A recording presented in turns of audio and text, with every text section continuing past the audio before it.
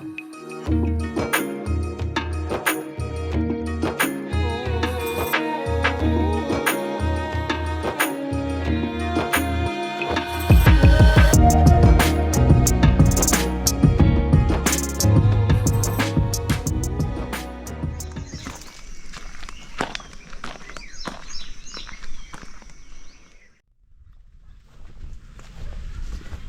नमस्कार. पुन्हा एक नवीन प्रवास, नवीन आनंद आणि नवीन वळणावर तुमचं अगदी मनापासून स्वागत करतो. मी वाटसरू मिलिंद भोसले.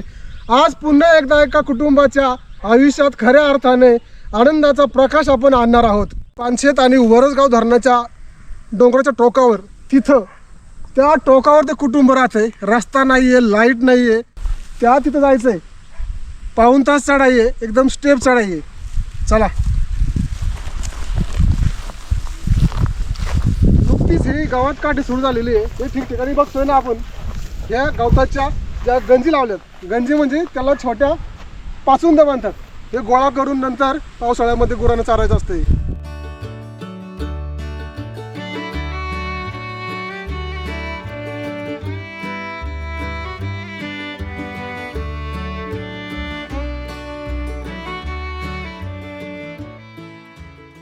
आपल्याकडे रोज बॅग असतीच, सॅग असतीच, पाण्याची एक बाटली असती. पण आज हे एक्स्ट्रा ओझ आहे. आता हे ओझ का घेतलं आहे तुम्हाला कळेलच अगदी थोड्या वेळात. पण तुम्ही एक काम करा, शेवटपर्यंत हा व्हिडिओ नक्की पहा, स्किप न करता.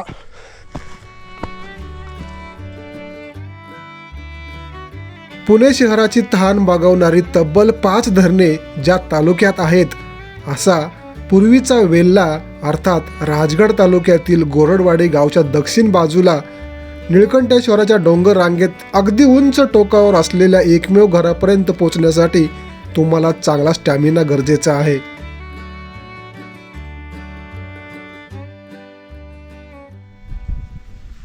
मंडळी इथं बघा, ही झाडी आहे ना, त्या झाडीच्या आतमध्ये त्यांचं घर आहे.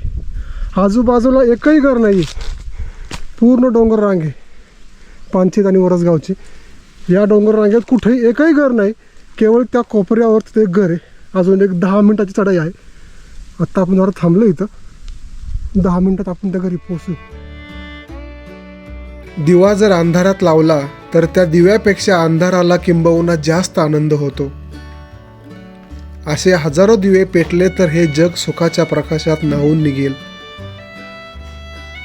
एवढी अवघड पायवाट तुडवत चाललो होतो ते केवळ एका दिव्यासाठी, सुखाच्या दिव्यासाठी.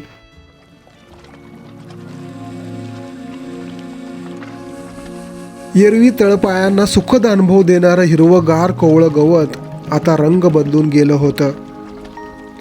वर निळशार आभाळ आणि खाली गडद रंगाचं वाळलेलं गवत. निसर्गाची ही रंगसंगती डोळ्यांना एक वेगळीच अनुभूती मिळत होती. कुत्र्यांचा आवाज येतोय म्हणजे इथं कुठंतरी आजूबाजूला घर असणार आहे. इथं झाडी एकदम घनदाट आहे, त्यामुळं अंदाज येत नाही आतमध्ये की काय आहे. पण कुत्र्यांच्या आवाजामुळं कळतं की बहुतेक घर इथं आहे. ताई ताई यो चल या. काय तो करता आपल्याला पाकलं पाहिजे अरे ते घर आले त्यांचे. इकडे चल चल. काय रे धर धर एक मिनटं जरा. तुला खायचं का?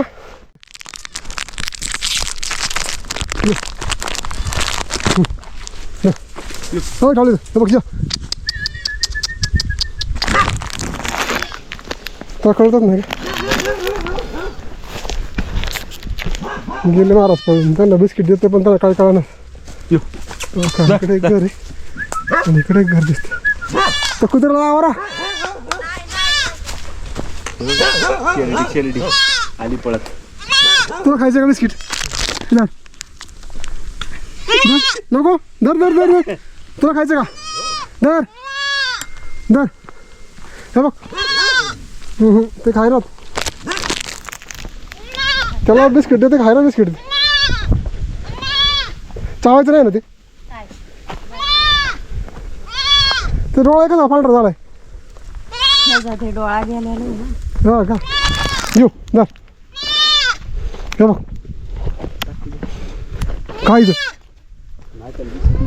तो तिथे कसं काय करते बोलत. आयुष्यभर ज्या पाठीवर कष्टाचं ओझं घेतलं ती पाठ आज 90 अंशात वाकली आहे. ती केवळ 2 वेळच्या भाकरीसाठी. घोटभर पाण्यासाठी ह्या वयात सुद्धा पायपीट चुकलेली नाही. जरी वयाची 100 गाठायला आले तरी. या लोकांच्या नशिबात सुख मिळणार तरी कधी, का फक्त कष्ट करायचं अगदी मरेपर्यंत.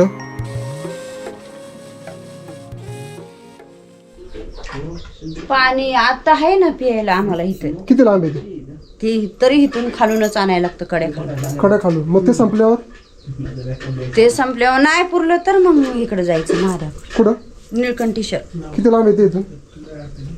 ते इथून आहे तासभर लागतं. नुसतं प्यायचं पाणी आलं तासभर? नाही मग तसं आहे इथं आम्हाला. नाही नाही ते संपल्यानंतर मग ते संपल्यानंतर हा मग तिकडच जायला लागतं की आणायला. बापरे.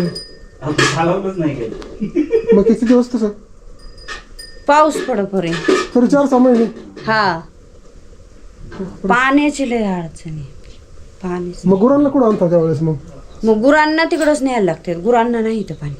हे गुरं पण तिकडं आणि प्यायचं पण पाणी तिकडच. हा गुरांना तिकडच न्यायला लागतं. मग ते निळकंठेश्वर म्हणतात तिकडं? इथं काड्या खाली आहे आम्हाला प्यायपुरतं भेटतं फक्त थोडं 2 बांडी. बापरे बापरे तुमचं चांगलंच पाण्याचं हाल आहे.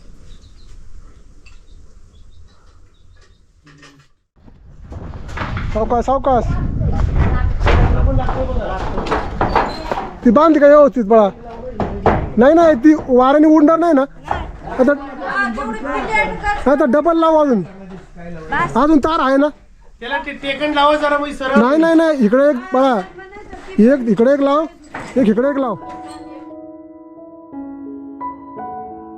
मंडळी आज एवढी धावपळ करण्याचं कारण किंबहुना तुम्हाला समजलंच असेल. घनदाट जंगलात एकट्या राहणाऱ्या मरगळे कुटुंबाच्या घरात खऱ्या अर्थानं आनंदाचा प्रकाश आणण्यासाठी चाललेली ही धडपड.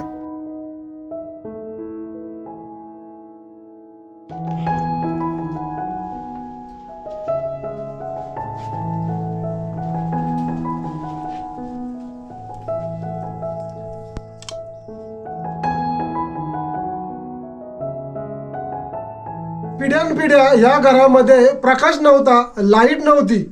आज या घरात खऱ्या अर्थानं आनंदाचा प्रकाश आलाय असं मी म्हणेन. आणि हा आनंदाचा प्रकाश आणण्यासाठी पुढाकार घेतला ते आपले सुरेंद्र चव्हाण सर यांच्या पुढाकाराने या घरामध्ये लाईट आली.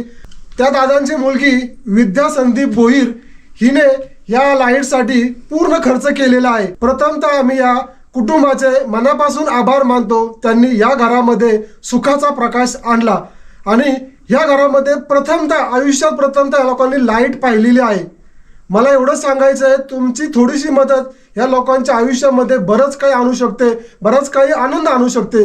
ज्या पद्धतीने या मरगळे कुटुंबाच्या घरात आज प्रकाश पडलाय त्याच पद्धतीने इतर कुटुंबाच्या घरामध्ये प्रकाश पडावा अशी मी तुम्हाला विनंती करतो. दादा एवढ्या पिढ्यांमध्ये प्रथमतः घरात लाईट आली, तुम्हाला कसं वाटतंय? नव्हते ना, लाईट चांगलेली होती. आता लाईट आलेली आहे चांगली. लाईट आल्यामुळं बरं वाटते. आणि ही लाईट इन्स्टॉल करायला ह्या साईटपर्यंत यायला, घरापर्यंत यायला मोलाचं सहकार्य लाभले ते आमचे बंधू सत्यम भाऊ भोसले यांचे. त्यांचं मी कौतुक करेल कारण एवढ्या डोंगर रांगेत येणं सोपं काम नाही. कारण इथं यायला आपल्याला सामान्य माणसाला तरी तास लागतो आणि पूर्ण चढाई आहे 45 डिग्रीमध्ये. आणि एवढ्या उन्हाचं इथे येणं खरंच अशक्य काम आहे. त्यांचं प्रथम मी कौतुक करतो. आणि आमचे नेहमीचे सोबती विकास भाऊंचं पण खरं कौतुक करावं तेवढंच कमी आहे. जिथं कमी तिथं आम्ही अशी त्यांची भूमिका असते. ओव्हरऑल या कुटुंबाच्या घरात आपण आनंदाचा प्रकाश घेऊ शकलो ह्याचं मला खरंच आज धन्य वाटतंय. कुठंतरी आपले कष्ट सत्कारणे आले असं मला वाटतंय. काही लोकांनी मदत करतायत तर ते खूप फायदेशीर आहे अशा गरजू लोकांसाठी. सुरेंद्र चव्हाण हे साहेबांचे नक्कीच कौतुक करणं तेवढं कमीच आहे. कारण अशी लोक भरपूर ठिकाणी राहतात, त्यांना अशी थोडीफार मदत व्हावी हीच ह्या कुटुंबाकडून इच्छा आहे.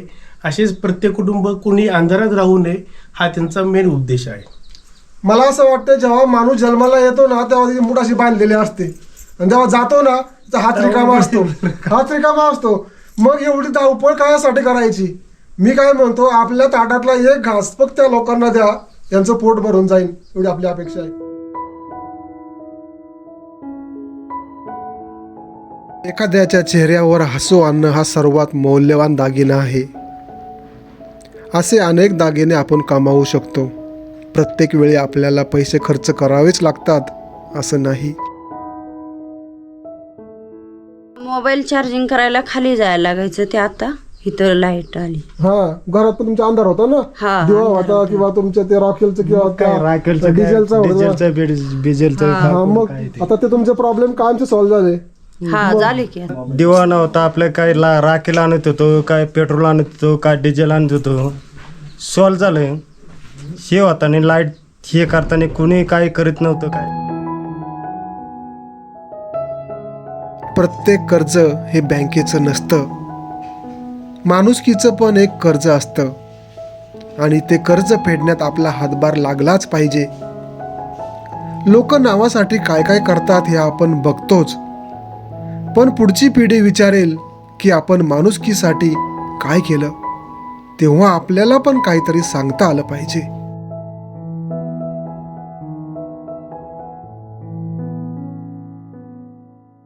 या रान माणसांच्या हातची चव म्हणजे या ताईंनी बनवलेलं गावरान चिकन. अक्षरशः एवढी मस्त चव आली ना त्याला, आपण पुण्यात त्या मिक्सरवर वाटलेलं खातच असतो. पाट्या वरवंट्यावर गेलेलं वाटण आणि हे गावरान चिकन, याची चव सामान्य आपल्या पुण्यातल्या चिकनला कधीच येऊ शकत नाही. बाबा कुठे गेलता तुम्ही? अरे बापरे बाबा, तुम्हाला ते पाणी निघतंय का? बघ वाहतंय का पाणी?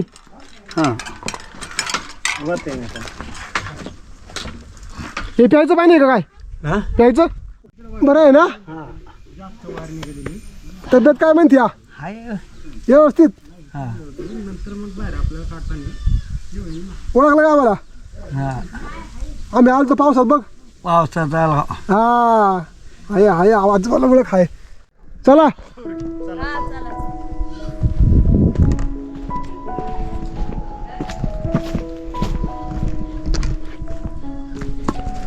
मंडळी, खऱ्या अर्थानं आजचा दिवस सार्थकी लागलेला आहे. या मरगळे कुटुंबांच्या घरात आपण आनंदाचा प्रकाश आणला, खूप बरं वाटलं. सर्वप्रथम आपले सुरेंद्रदादा चव्हाण यांचे मनापासून आभार, त्यांची मुलगी ताईंचे पण मनापासून आभार. असेच तुमचे मदतीचे हात पुढे येऊ द्या आणि या सामान्य कुटुंबाच्या घरात असाच प्रकाश येऊ द्या, आनंद येऊ द्या आणि तुमचं सहकार्य असंच राहू द्या, एवढीच आमची अपेक्षा आहे. कसं आहे, अंधारात एक दिवा पेटला की हजारो दिवे पेटतात आणि खरा आनंद होतो त्या अंधाराला. आपण असं एक अंधारात दिवा पेटवण्याचं काम करतोय आणि ते काम असंच राहावं, हीच आपली अपेक्षा आहे.